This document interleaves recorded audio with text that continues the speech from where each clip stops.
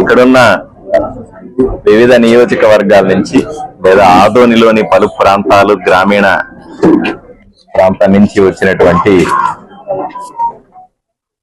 BC సోదరులందరికీ, కురబ సోదరులందరికీ, అలాగే ఇక్కడ ఉన్నటువంటి పెద్దలందరికీ, బత్తి అయిన లక్ష్మీనారాయణ గారి ఇంట్లో ఉన్నాం. అందరికీ కూడా పేరు పేరున నా నమస్కారాలు తెలియజేస్తా.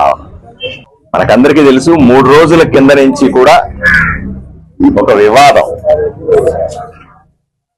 అప్పు తీసుకున్నారు, అప్పును తిరిగి ఇచ్చమని పిఆర్ఓ సురేష్ ని తీసుకెళ్లారు.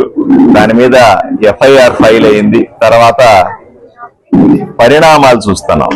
నిన్న వాల్మీకి సంఘాలన్నీ కలిపి పెద్ద ఎత్తున ఊర్లో ఒక ప్రదర్శన చేసింది.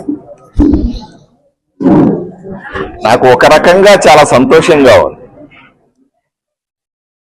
వాల్మీకి సంఘాలన్నీ ఒకవైపున కారణం ఏదైనా సరే పార్టీలకు అతీతంగా ఒకటవడం, కురవ సంఘాలన్నీ కూడా ఈరోజు ఇక్కడ కూర్చొని సమస్యను పరిష్కరించే దిశగా చర్చించడం,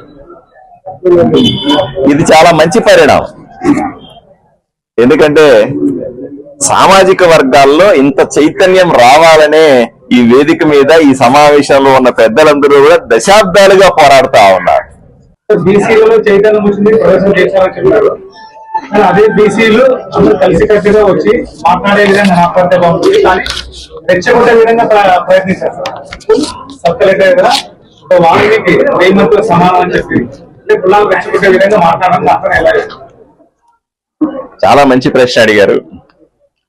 అన్న కానీ, అధ్యక్షుడు కానీ, మా మండలాధ్యక్షుడు కానీ, లేదా పెద్దలు పార్లమెంట్ స్థాయి నాయకులందరూ కూడా ఒకే మాట చెప్తా ఉన్నారు, చాలా క్లియర్ గా చెప్తా ఉన్నారు.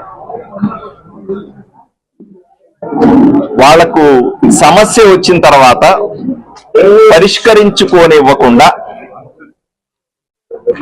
ఒక నాయకుడు తన కింద ఉన్న వాళ్ళని 5 మందిని పంపించి, ఇంకొక నాయకుడు తన కింద ఉన్న 5 మందిని పంపించి ఏదో విధంగా 4 రెచ్చగొట్టే మాటలు మాట్లాడించి సమస్యను పెద్దదయ్యేలాగా చూసి మళ్ళీ మా దగ్గరికి పిలిపించుకొని మేమే సమస్య తీర్చుతాము అనే విధంగా వాళ్ళ గేట్ల దగ్గర, వాళ్ళ ఇళ్ల దగ్గర కూర్చోబెట్టే ప్రయత్నం చేశారు అని పెద్దలంతా చెప్తా ఉన్నారు. దానికి ఈరోజు పరిష్కారం కూడా చెప్తా ఉన్నాం.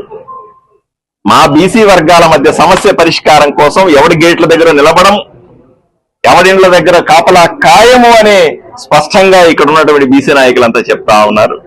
ఎవరు అలా మాట్లాడినారో మీకు తెలుసు, ఎందుకు మాట్లాడినారో మీకు తెలుసు. వీళ్ళే సమాధానం చెప్పారు ఇప్పుడే. నాయకులకందరికీ, ప్రజలకందరికీ, బీసీలకందరికీ కూడా స్పష్టమైన క్లారిటీ ఉంది. ఈ సమస్య ఎవరు సృష్టించారు, ఎవరు లబ్ధి కోసం సృష్టించారు, ఎవరిని విడగొట్టాలని సృష్టించారు.